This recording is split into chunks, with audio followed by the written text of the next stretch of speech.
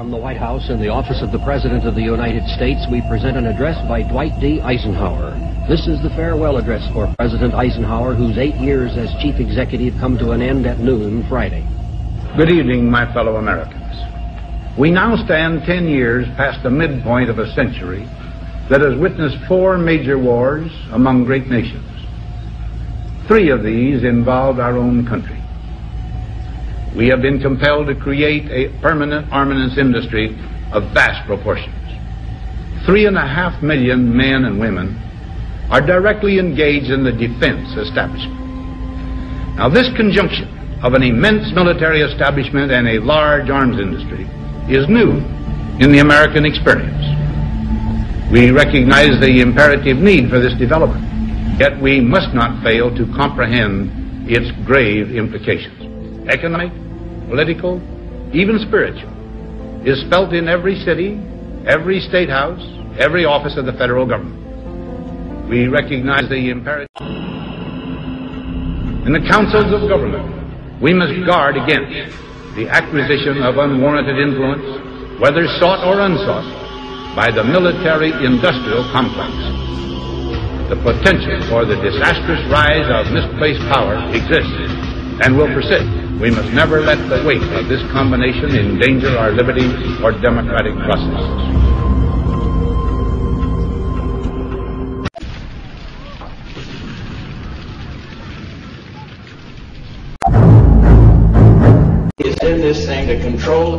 Nadie está en esto por el control del petróleo iraquí. No se trata de eso. Se trata de frenar a ese dictador. Así liberaremos al mundo del temor a las armas de destrucción masiva.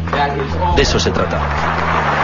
Fueron 15 minutos en los que el secretario de Estado norteamericano se empleó a fondo para persuadir a los miembros del Consejo de Seguridad de la existencia de armas de destrucción masiva en poder de Saddam Hussein. Powell dijo que Irak contaba con 7 laboratorios móviles de armas biológicas. Llegó a mencionar que estaban a un paso de la fabricación de la bomba atómica.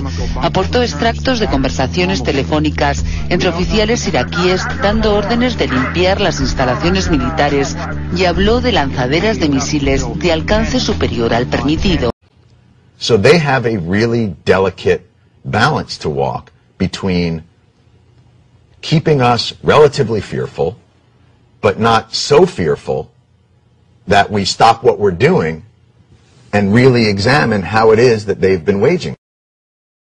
There are a lot of people who lie and get away with it, and that we will in fact find weapons or evidence of weapons programs that are conclusive. I don't think we'll discover anything myself. It appears that there were not weapons of mass destruction there. You said you knew where they were. I did not. We know where they are. They're in the area around Tikrit and Baghdad and east, west, south, and north. Well, first of all, I haven't lied. There are a lot of people who lie and get away with it. Talking about lies and your allegation that there was bulletproof evidence of ties between Al-Qaeda and Iraq. Was that a lie? Intelligence gathered by this and other governments leaves no doubt that the Iraqi regime continues to possess and conceal some of the most lethal weapons ever devised. Are people going to find out the truth? And the truth will say that this intelligence is good intelligence, no doubt in my mind. I don't know anybody that I can think of who has contended that the Iraqis had nuclear weapons. And we believe he has, in fact, reconstituted nuclear weapons. Saddam Hussein is determined to get his hands on a nuclear bomb. We cannot wait for the final proof. He's got him. He's got him. The smoking gun. He's got him. That could come in the form of a mushroom cloud. Colin Powell didn't lie.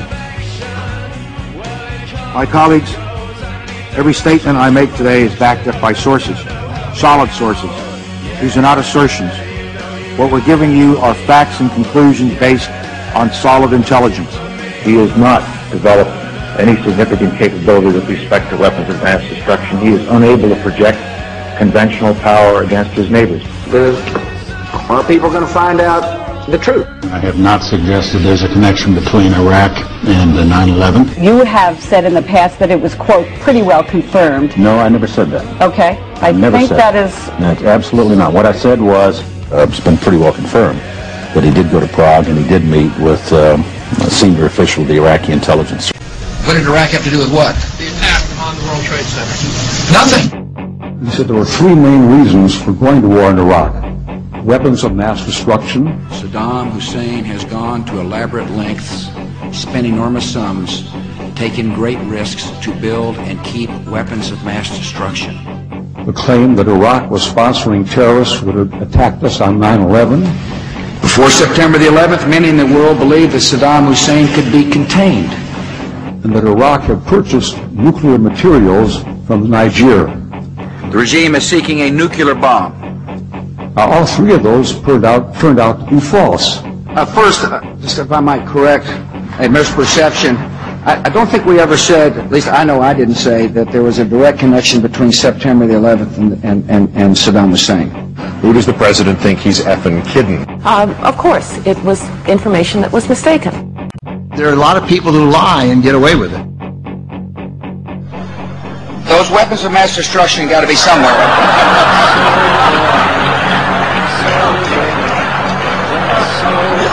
Nope, no weapons over there.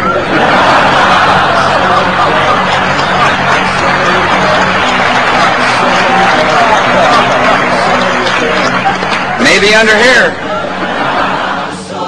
When you have a precedent set like that, and you have somebody, George Tenet, acknowledging in his book that he knew that the administration was deceiving the American people into a situation that is murdering young men and women from this country and others, that George Tenet and Dick Cheney and Condoleezza Rice and George Bush et al. should be in fucking jail.